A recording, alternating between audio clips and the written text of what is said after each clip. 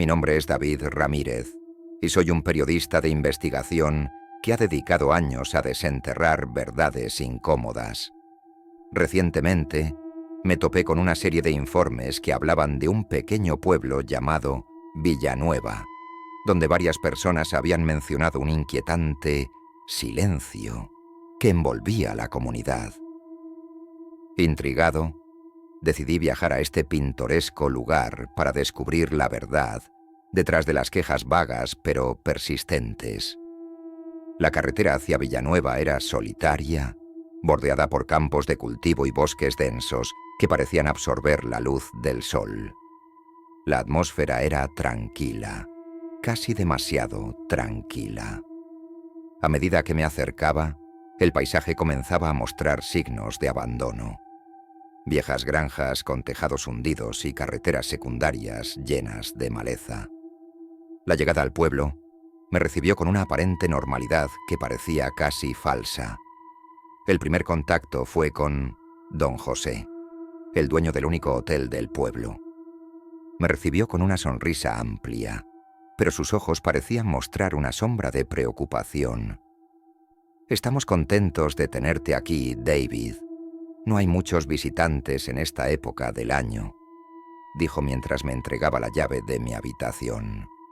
El hotel estaba en un estado de descomposición sutil. Cortinas rasgadas, alfombras desgastadas y un aire general de descuido. Don José me sugirió que asistiera al mercado local del sábado para obtener una mejor visión de la vida en el pueblo. El mercado del sábado en Villanueva era una manifestación colorida de vida rural. Puestos llenos de frutas y verduras frescas, artesanías hechas a mano y un bullicio moderado que parecía denotar una comunidad unida. Me uní a las conversaciones superficiales con los residentes y noté un patrón de respuestas evasivas cuando intentaba profundizar en temas personales o históricos.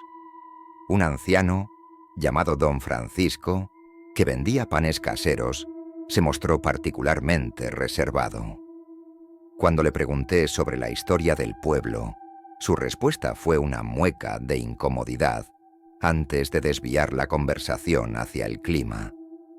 Algo en la forma en que evitaba el tema me dejó con una sensación de inquietud. Esa noche acepté una invitación para cenar con la familia García, una pareja de mediana edad que parecía ser una de las familias más integradas en la comunidad. La cena fue una experiencia que me dejó con sentimientos encontrados. La comida era excelente, pero la conversación se mantenía en un nivel superficial.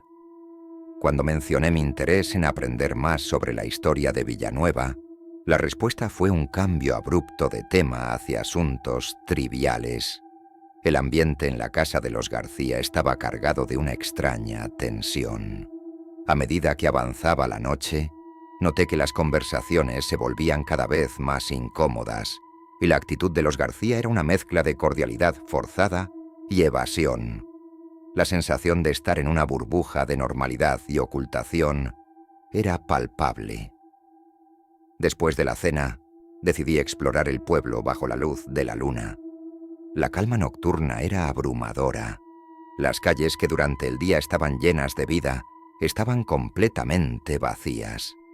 Noté que las luces de las casas se apagaban a las 8 de la noche y que las calles se volvían desiertas casi de inmediato. La ausencia de ruido y movimiento era desconcertante. Decidí recorrer algunos de los caminos secundarios, donde me di cuenta de que muchas casas tenían altos muros y cercas que aislaban cada propiedad del resto del pueblo. Este nivel de privacidad y protección parecía excesivo, y me pregunté qué estaban tratando de ocultar. Una tarde, mientras investigaba en la biblioteca del pueblo, encontré una sección de archivos antiguos que no estaba catalogada. La biblioteca, aunque pequeña, contenía un archivo de registros antiguos y documentos que parecían haber sido olvidados. Entre estos documentos, encontré un libro de registros que contenía anotaciones sobre desapariciones inexplicables y la llegada de nuevos residentes. Al examinar los registros, noté que cada vez que alguien desaparecía, un nuevo residente aparecía poco después. Los nombres de las personas desaparecidas estaban cuidadosamente archivados, pero no había detalles sobre los motivos detrás de sus desapariciones. El patrón era inquietante y parecía apuntar a un ciclo sistemático de reemplazo de personas. Esa noche, recibí una nota anónima deslizándose por debajo de la puerta de mi habitación del hotel. La nota decía: «La verdad está bajo el silencio. Busca el sótano de la vieja escuela». La curiosidad y el temor se entremezclaron en mi mente y decidí seguir la pista.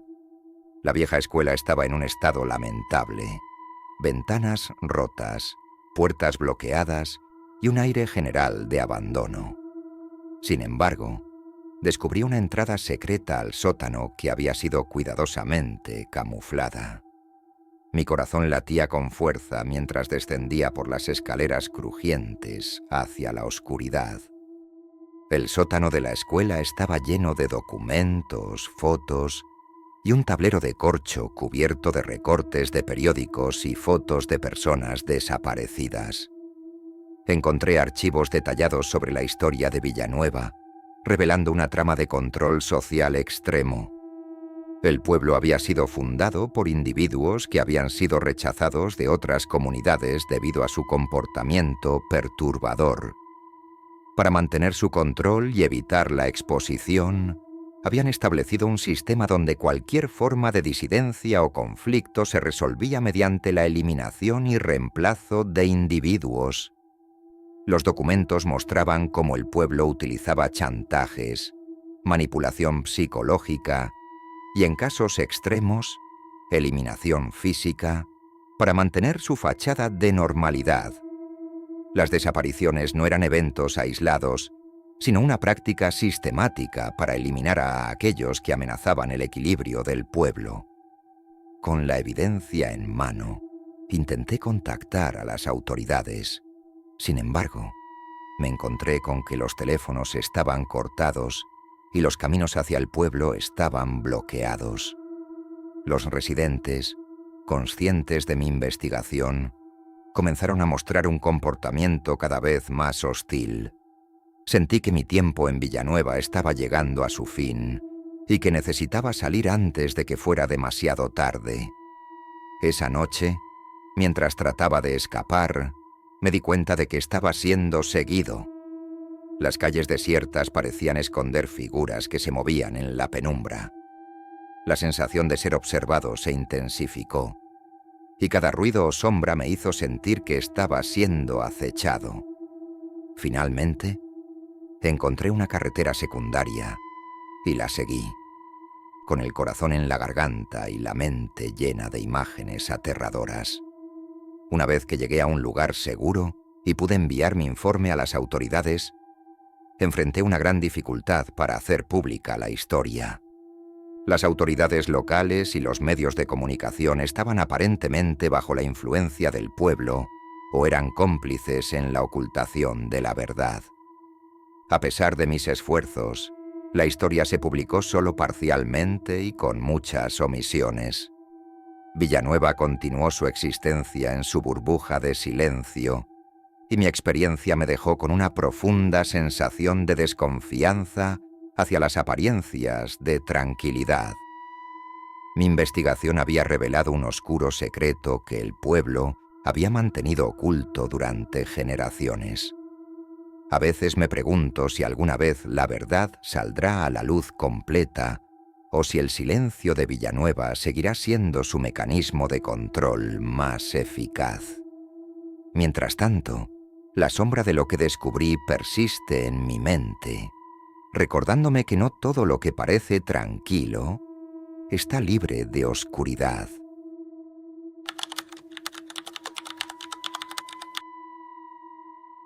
Mi nombre es Pablo Martínez y soy un trabajador social con especialización en la supervisión de instituciones de salud mental. Recientemente, recibí una nueva asignación que, En retrospectiva, se convirtió en una de las experiencias más aterradoras de mi carrera. Debía investigar el estado del asilo de San Miguel, un antiguo hospital psiquiátrico ubicado en el remoto pueblo de El Olmo. Lo que parecía una tarea rutinaria se tornó en una pesadilla que nunca olvidaré. El asilo de San Miguel había cerrado oficialmente hace una década. Las historias sobre su cierre eran vagas y poco claras, y las denuncias recientes indicaban que el asilo seguía operando en secreto. Los informes hablaban de condiciones inhumanas y pacientes que supuestamente nunca habían sido trasladados a otro lugar. El viaje a El Olmo fue largo y desolador.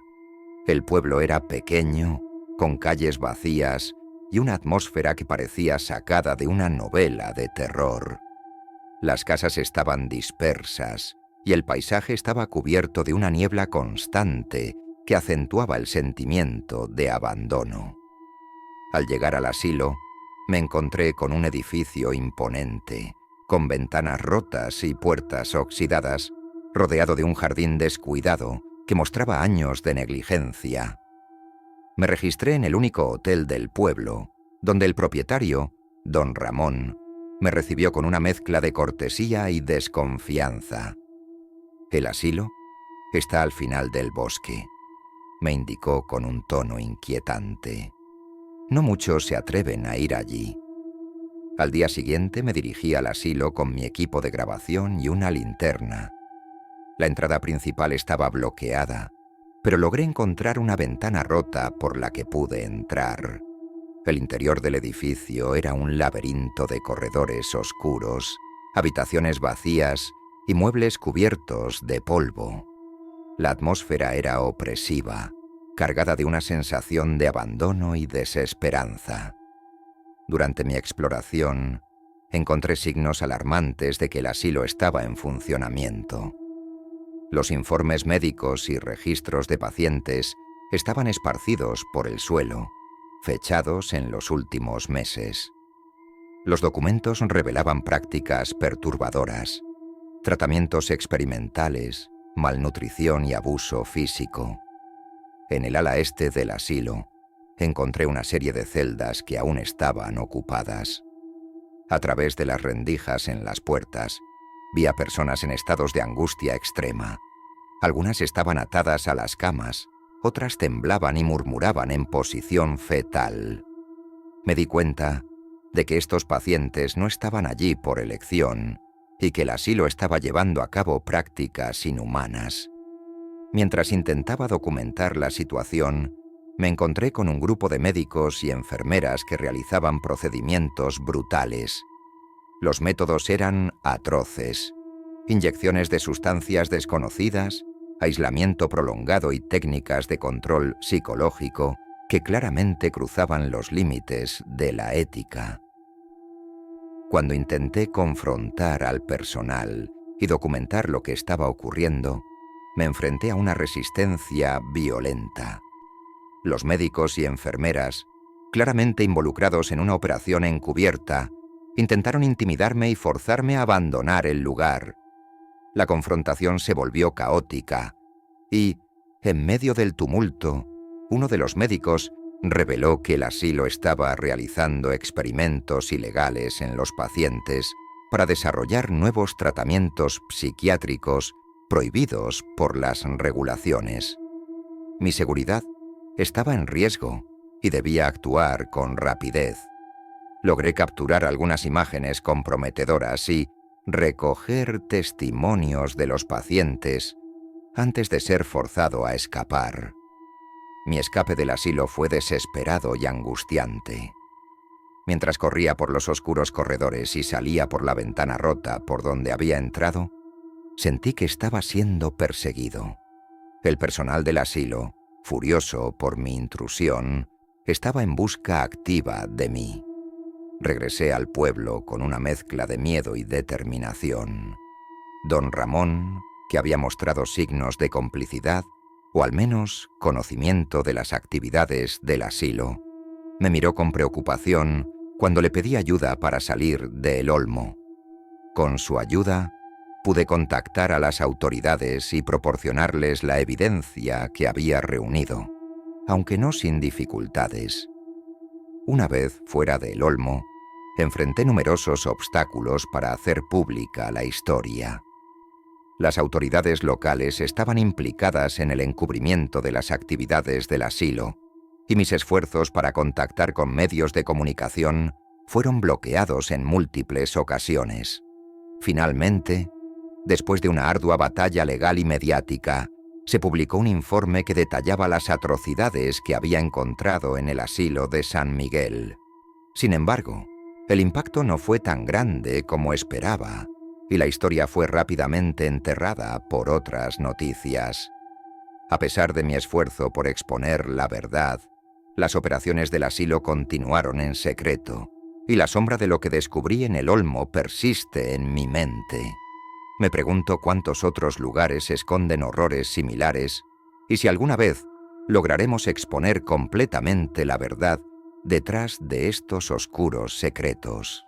A veces, cuando cierro los ojos por la noche, veo las caras de los pacientes que encontré en el asilo, sus miradas llenas de desesperación y sufrimiento. Mi experiencia en El Olmo ha dejado una marca indeleble en mí, recordándome que la búsqueda de la verdad puede llevarnos a lugares oscuros y peligrosos, y que el horror puede estar escondido en los rincones más inesperados. Todo comenzó como una simple escapada familiar. Mi papá, mi mamá y yo, Juan López, habíamos decidido tomar unas vacaciones en un pequeño pueblo de montaña que mi papá había encontrado por casualidad en Internet. El lugar perfecto para desconectar del caos de la ciudad, decía. Mi mamá estaba de acuerdo.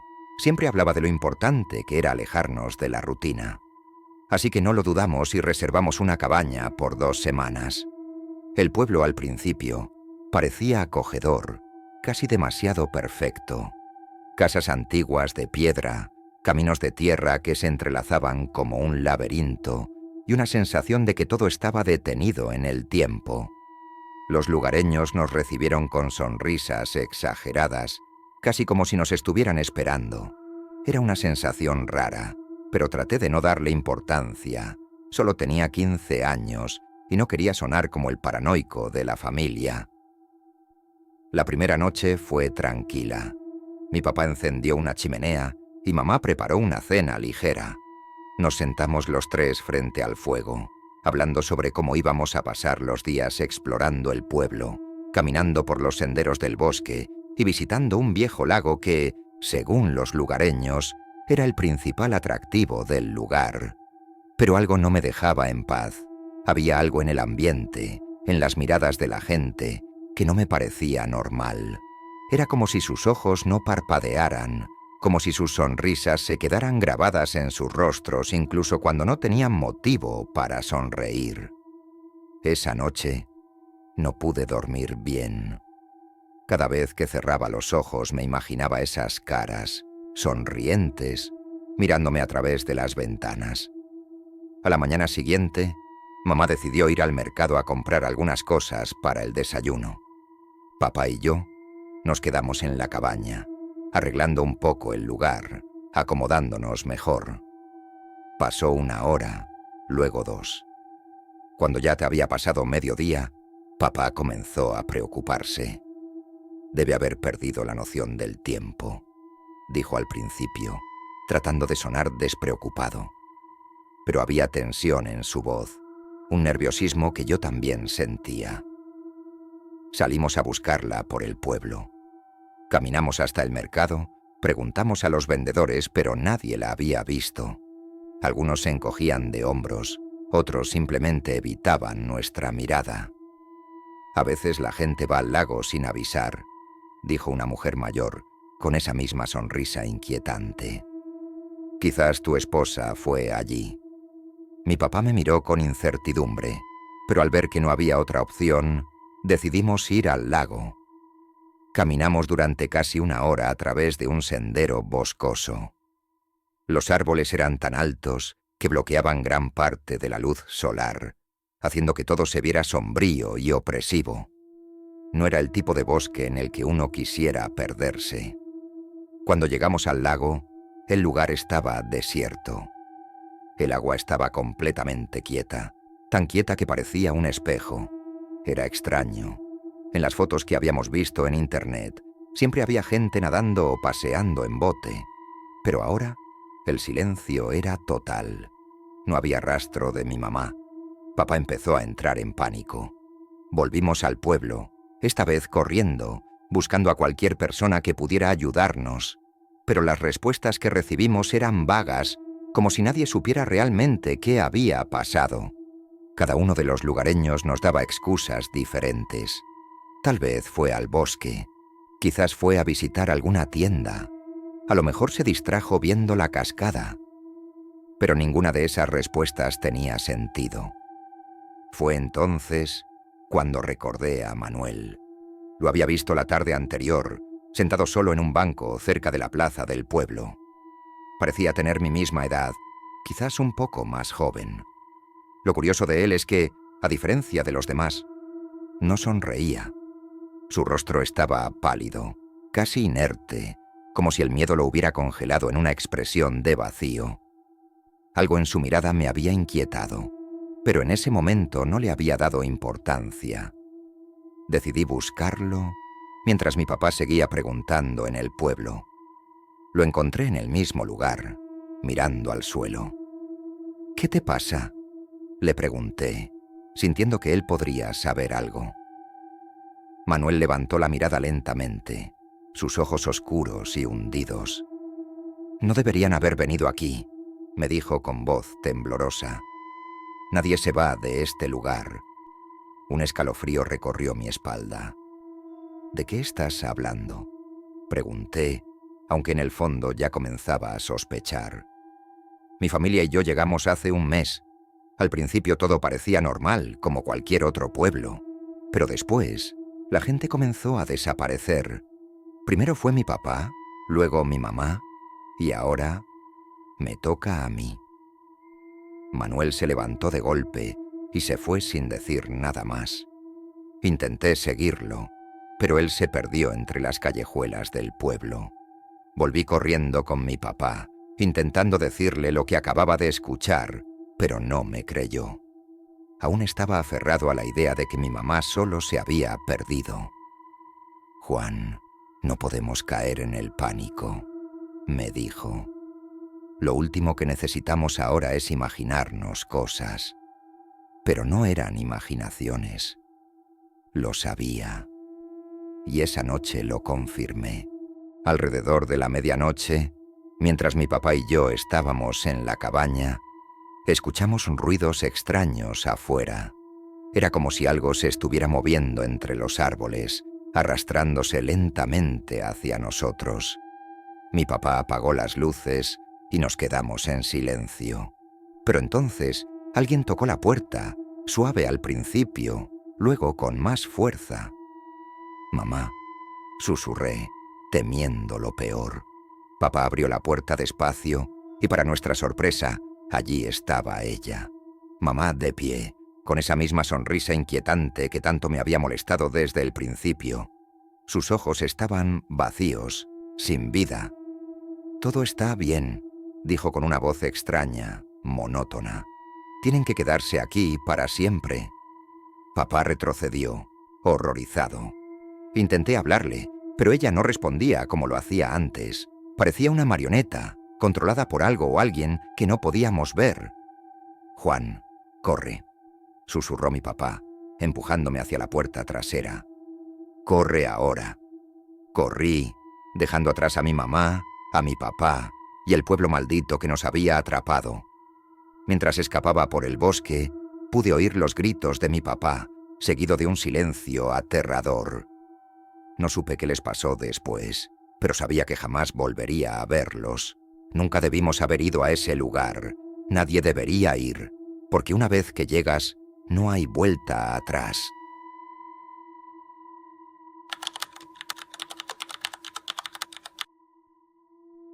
Mi nombre es Gonzalo Fernández Y todo comenzó como un viaje sencillo. Había estado trabajando duro durante meses y, con las vacaciones de verano, decidí que era el momento de alejarme de la rutina y reconectar con la naturaleza. Encontré un pequeño pueblo llamado San Isidro, en una búsqueda rápida en línea. Aislado, con campos verdes y montañas de fondo, parecía el lugar perfecto para descansar. Las fotos mostraban un lugar casi idílico, un pequeño paraíso rural, lejos del bullicio de la ciudad. No estaba tan lejos de mi hogar, a unas pocas horas en coche, pero lo suficientemente alejado como para sentir que realmente me había escapado de la vida moderna. Hice las maletas, agarré un mapa, por si acaso, y me dirigí a San Isidro con el deseo de perderme por un tiempo en ese rincón olvidado del mundo. Llegué al pueblo justo cuando el sol comenzaba a ponerse. El lugar parecía exactamente como lo había visto en las fotos. Casas de piedra y adobe dispersas, campos verdes extendiéndose hasta donde alcanzaba la vista, y una tranquila sensación de calma en el aire. Al detenerme en la plaza principal, noté que no había muchos coches, ni turistas. Solo algunos lugareños, todos mayores, que caminaban lentamente o charlaban en pequeños grupos. Al bajar del coche, me percaté de que algo era diferente. No lo identifiqué de inmediato, pero había una atmósfera que no podía explicar. El aire olía fresco, pero había algo más, una especie de dulzura que no encajaba con el paisaje rural. «Bienvenido a San Isidro», dijo una mujer que apareció desde una pequeña tienda de comestibles. Era mayor, con la piel curtida por el sol y una sonrisa amable que parecía sincera. «¿Vienes de visita?» «Sí, pensé en quedarme unos días», le respondí, tratando de parecer relajado mientras observaba los alrededores. «Has llegado justo a tiempo», agregó, con esa misma sonrisa. «Mañana celebramos la cosecha». Asentí, aunque no estaba seguro de qué significaba exactamente. Las fiestas rurales eran comunes y por un momento pensé que sería interesante ver alguna tradición local. Me imaginé a la gente bailando en la plaza, música folclórica, quizás incluso comida local. Sonaba bien. Ella me indicó una posada cerca de la plaza, una construcción rústica pero acogedora donde me quedaría durante mi estancia. Una vez instalado en mi habitación, decidí dar un paseo antes de que anocheciera. Las calles eran tranquilas, casi demasiado tranquilas. Pasé por varias casas y todas parecían vacías, aunque sabía que no era así. A medida que caminaba, observaba pequeñas figuras asomarse por las ventanas, miradas curiosas, pero no muy amigables. Era como si los habitantes estuvieran evaluando a un extraño, sopesando mi presencia con una mezcla de desconfianza y resignación. Al día siguiente, todo cambió. Me desperté temprano, con la luz del sol filtrándose a través de las cortinas de la habitación. Desde la ventana vi que la plaza se estaba preparando para algo grande. Las tiendas habían cerrado y se habían levantado puestos con comida y bebida, pero lo que más llamaba la atención era un gran altar en el centro de la plaza, hecho de madera oscura y cubierto con lo que parecían ofrendas, frutas, panes y lo que juraría que eran pequeños objetos rituales. La gente del pueblo se movía con una especie de prisa tranquila, decorando el altar y los alrededores. Decidí unirme a la multitud y, mientras caminaba hacia el centro, sentí que todas las miradas caían sobre mí. Algunos sonreían, otros me ignoraban, pero había algo en el aire, algo tenso, como si todos estuvieran esperando que algo importante ocurriera. Una mujer mayor, la misma que me había recibido el día anterior, se acercó a mí. «Hoy es un día especial, forastero», dijo, sin rastro de la sonrisa del día anterior. «El día de la cosecha. Todos debemos agradecer por lo que la tierra nos da». «Suena interesante», respondí, tratando de no sonar nervioso. La tierra es generosa, pero también exige sacrificio, agregó, su mirada intensa mientras me escudriñaba. No supe qué decir en ese momento. Había algo extraño en sus palabras, una seriedad casi amenazante que no cuadraba con la aparente festividad del día. El día transcurrió tranquilo, aunque había algo inquietante en el ambiente. Mientras los habitantes se preparaban, yo exploraba el pueblo un poco más. Noté que había una enorme extensión de campos de cultivo más allá del pueblo, pero lo extraño era que no había tractores, ni maquinaria moderna, ni siquiera muchos trabajadores a la vista. Parecía que el pueblo subsistía de manera completamente tradicional, como si hubieran rechazado cualquier progreso tecnológico. Al caer la tarde, la verdadera festividad comenzó.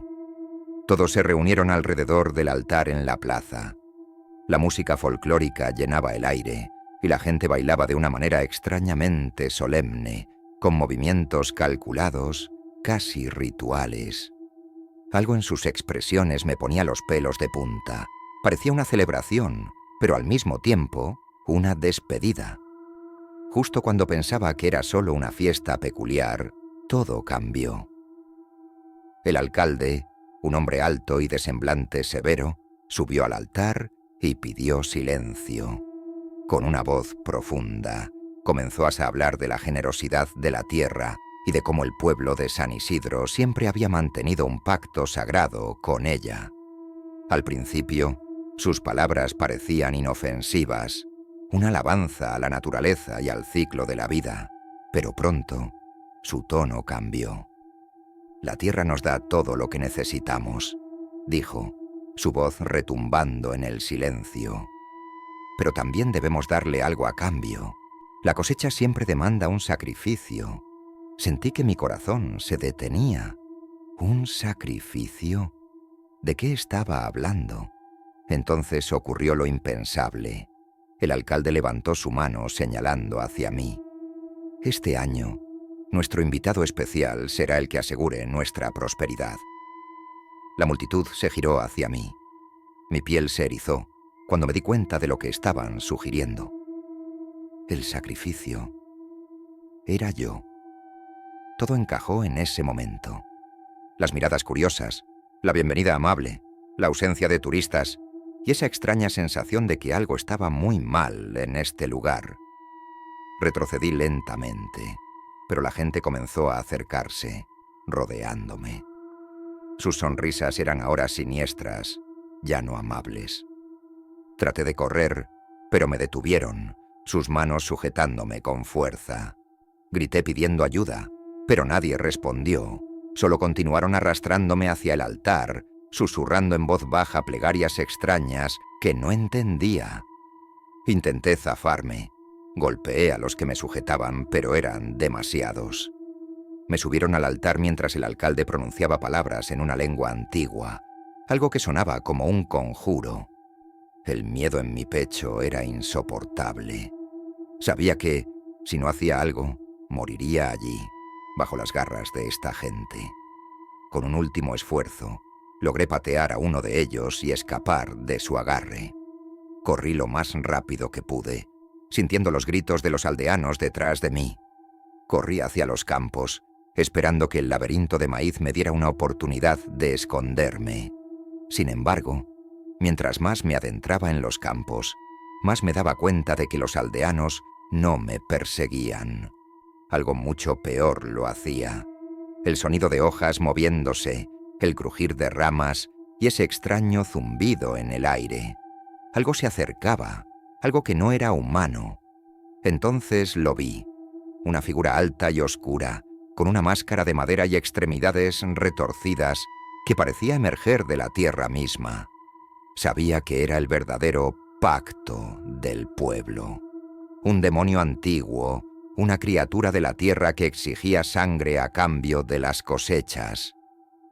Mi visión se oscureció, y lo último que recuerdo fue la sensación de manos, cientos de manos, arrastrándome hacia abajo. Cuando desperté, estaba solo. El pueblo había desaparecido. Las casas, los campos, todo. Solo quedaba un vasto desierto. Y yo había sobrevivido, pero no sin pagar un precio. Mis manos estaban manchadas de sangre que no era mía, y supe que, de alguna manera, ahora formaba parte del ciclo, uno del que nunca podría escapar.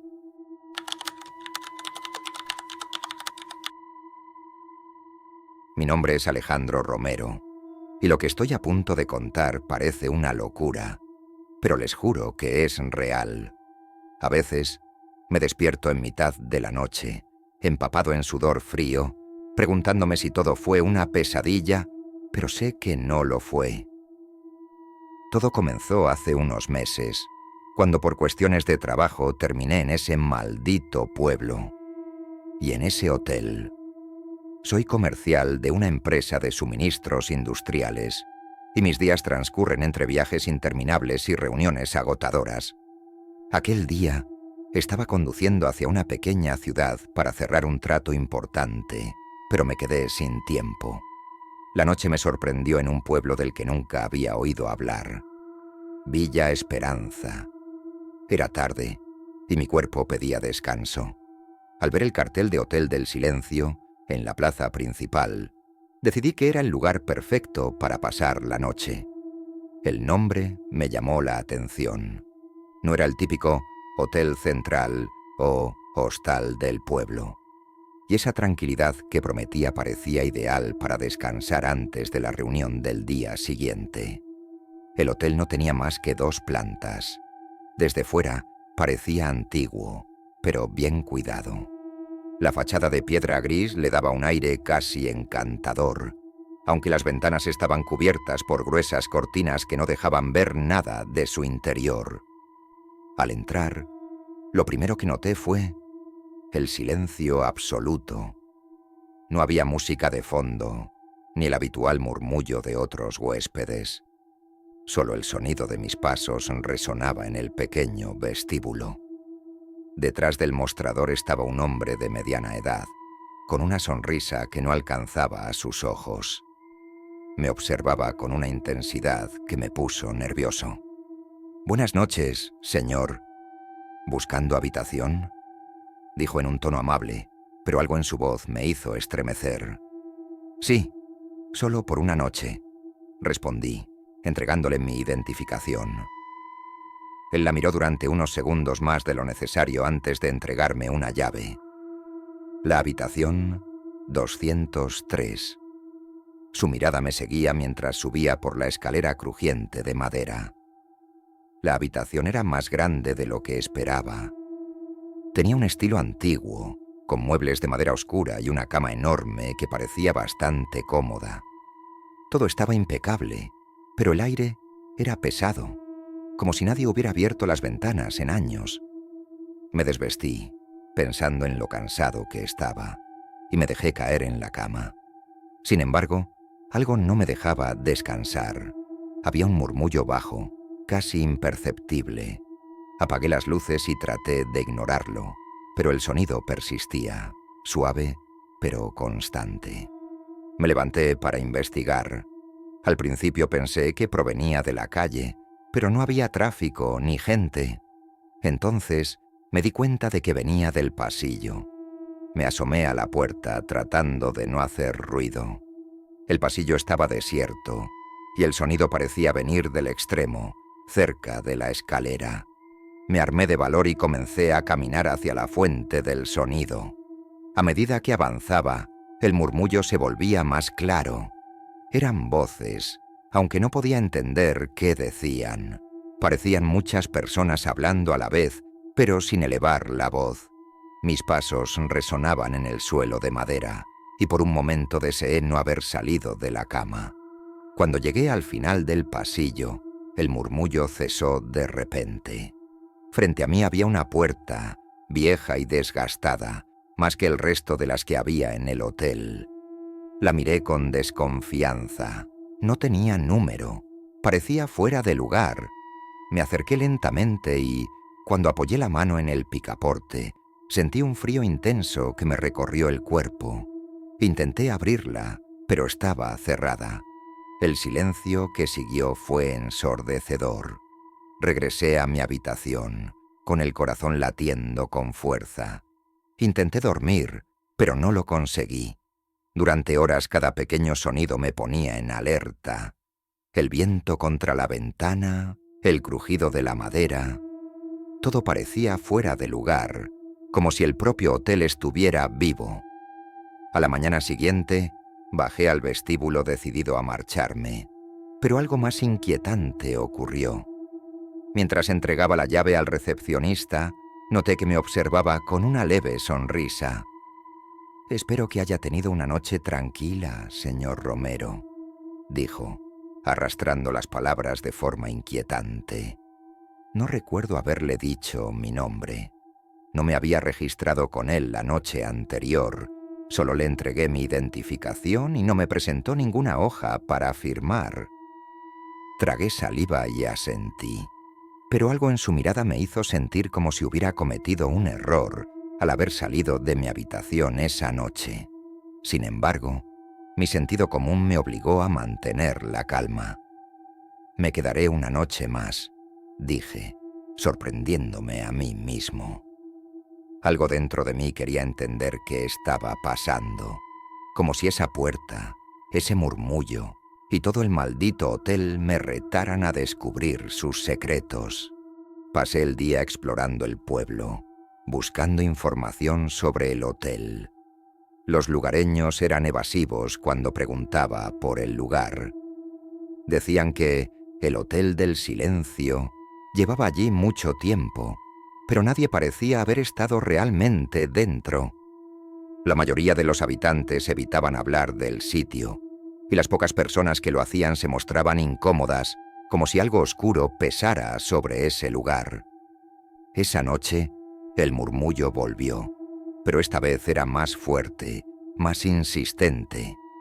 Salí de mi habitación de nuevo, decidido a descubrir qué había detrás de esa puerta, sin número.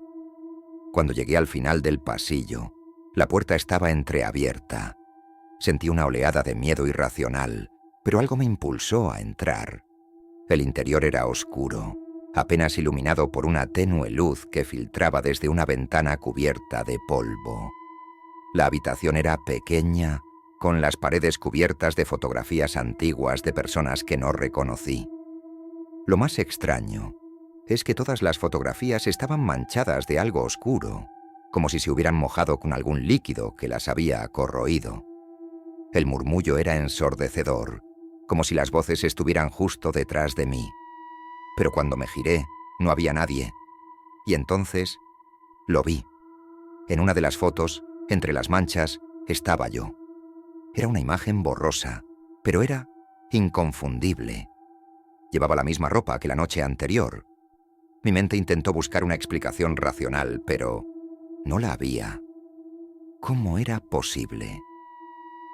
En ese momento, el picaporte de la puerta giró con un chirrido, y antes de que pudiera reaccionar, la puerta se cerró de golpe. Las luces parpadearon y las voces se hicieron más claras, pero no decían palabras comprensibles, solo murmullos interminables que parecían volverse cada vez más frenéticos. Sentí que el aire se hacía más denso, como si algo invisible me aplastara. Golpeé la puerta con todas mis fuerzas, gritando, pero nadie vino. Estaba atrapado, y entonces lo comprendí. No era el único. Las fotos, aquellas personas, todos ellos habían estado aquí antes que yo, y ahora, de alguna forma, eran parte del hotel. Finalmente la puerta se abrió, y el recepcionista estaba allí, con la misma sonrisa vacía. «Es hora de irse, señor Romero», dijo, y su voz parecía provenir de todas las direcciones a la vez. Corrí. No recuerdo cómo llegué al coche ni cómo salí del pueblo. Solo sé que me fui y que nunca volví. Pero desde entonces no puedo sacudirme la sensación de que algo me sigue. A veces, por las noches, escucho ese murmullo en mis sueños.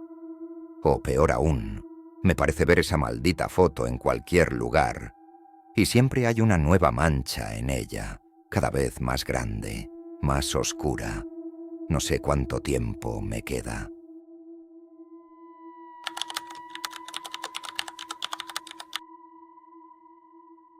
Mi nombre es Javier Montes.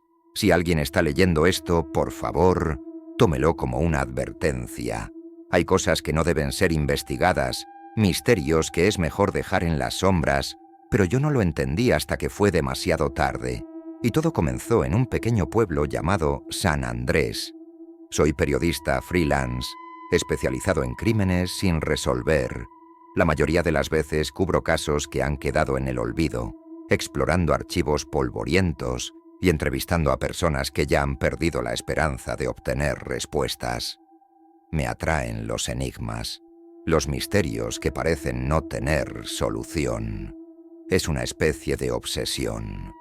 Fue esa obsesión la que me llevó a San Andrés. Había escuchado rumores de un asesino en serie que había estado activo en la región durante décadas, conocido como el Cazador de Sombras. No era famoso ni ocupaba titulares nacionales. Era más bien una leyenda local, pero los crímenes se habían extendido en el tiempo de manera extraña. Desapariciones que abarcaban más de 30 años, cada una más inquietante que la anterior. Al principio, no había un patrón claro. La mayoría de las víctimas eran gente que simplemente desaparecía, casi siempre forasteros o gente sin familia cercana. Algunas pocas veces, sus cuerpos aparecían en los bosques cercanos, mutilados de formas que la policía local no podía o no quería explicar. Pero lo más aterrador era el hecho de que los asesinatos no tenían un intervalo fijo. A veces pasaban meses o incluso años entre ellos, lo que hacía casi imposible rastrear al responsable. Cuando llegué al pueblo, todo parecía normal, quizás demasiado normal. La gente era amable, las calles tranquilas y los paisajes hermosos. San Andrés parecía uno de esos lugares que el tiempo había olvidado, alejado del bullicio de la ciudad y las preocupaciones modernas. Pero, a medida que pasaban los días, comencé a notar algo extraño. Los lugareños eran increíblemente reservados. No querían hablar de las desapariciones, y siempre que mencionaba el nombre del asesino, cambiaban de tema o me miraban con desconfianza. Había algo oscuro en el aire, como si el pueblo entero escondiera un secreto. Pero yo estaba decidido a descubrirlo. Los archivos de la comisaría local apenas tenían información relevante. Solo unos cuantos informes vagos sobre desapariciones, cuerpos encontrados y teorías mal elaboradas. Me puse en contacto con algunos de los familiares de las víctimas, pero pocos estaban dispuestos a hablar conmigo.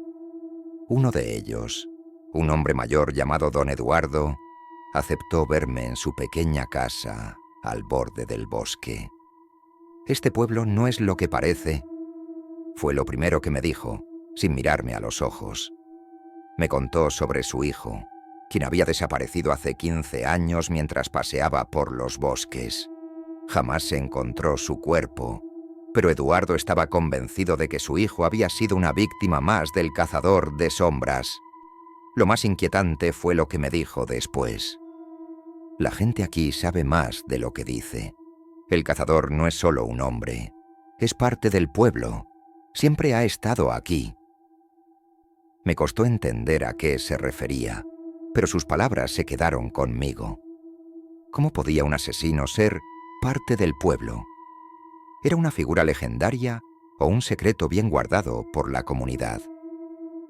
Don Eduardo me advirtió que dejara de investigar. Según él, quienes se acercaban demasiado a la verdad desaparecían, y no iba a ser diferente conmigo. Ignoré su advertencia. Esa misma noche, mientras revisaba mis notas en el pequeño hostal donde me alojaba, algo extraño sucedió. A través de la ventana noté que alguien me observaba desde la calle.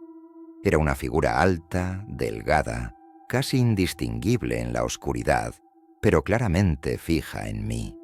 Me levanté rápidamente y abrí la ventana, pero cuando lo hice, ya no había nadie allí. El pueblo estaba en completo silencio, solo roto por el murmullo lejano del viento entre los árboles. El incidente me inquietó, pero lo atribuí a mi propia paranoia. Sin embargo, durante los días siguientes, esa figura comenzó a aparecer con más frecuencia, siempre en las sombras, siempre acechando. Podía sentir sus ojos sobre mí, incluso cuando no la veía, y entonces comenzaron las llamadas telefónicas. Eran llamadas cortas. Nadie hablaba, solo escuchaba una respiración pesada al otro lado de la línea. No importaba la hora del día. Cada vez que levantaba el auricular, sabía que era él. O ellos. Un día, mientras investigaba en la biblioteca del pueblo, encontré algo que hizo que el terror me calara los huesos. En uno de los libros de historia local había un relato antiguo, una leyenda sobre el cazador de sombras, que databa de hace más de 100 años. Según la historia, el cazador era un hombre que se había vuelto loco tras perder a su familia en un incendio. Desde entonces, rondaba los bosques, cazando a aquellos que se aventuraban demasiado lejos en su territorio. Lo más inquietante era que los detalles del relato coincidían casi exactamente con los crímenes recientes, como si el asesino hubiera estado allí desde siempre, como si el cazador no fuera una persona, sino una figura que había pasado de generación en generación, con el pueblo protegiendo su identidad. Esa noche decidí abandonar San Andrés. Pero cuando salí del hostal, el aire estaba tan denso que me costaba respirar. Sentía una presencia detrás de mí, moviéndose en las sombras. Corrí hacia mi coche, solo para encontrar las ruedas destrozadas. El miedo me recorrió como un rayo, y en ese momento comprendí que no me dejarían irme. Mientras caminaba por las calles desiertas, noté que las luces de las casas se apagaban a medida que pasaba. El pueblo entero parecía sumergido en una oscuridad creciente. Y entonces lo vi, frente a mí, al final de la calle, bajo la luz mortecina de un farol, el cazador de sombras. Alto, con el rostro cubierto por una capucha, una figura espectral, más silenciosa que la misma noche. Intenté correr, pero mis piernas parecían de plomo. Los gritos de auxilio se ahogaban en mi garganta. Sentí un frío indescriptible cuando el cazador avanzó hacia mí, como si las sombras se alargaran y se cerraran sobre mí. Desperté al día siguiente en mi habitación del hostal, con la ropa rasgada y un dolor agudo en la cabeza. No recordaba cómo había llegado allí. Al salir, la recepcionista me miró con una mezcla de lástima y resignación. «Nadie escapa del cazador de sombras», dijo en voz baja, mientras me entregaba la cuenta sin mirarme a los ojos. Sabía que debía marcharme, pero algo me retenía. Ese lugar maldito había atrapado a todos los que alguna vez buscaron la verdad. El cazador no era solo un asesino, era un símbolo, una parte del pueblo que nunca dejaría de existir. Y ahora estoy seguro de que me está cazando a mí. Si alguna vez llegan a San Andrés, no busquen respuestas, porque en este lugar las sombras tienen ojos y el cazador siempre encuentra a quienes lo desafían. Yo soy la próxima presa.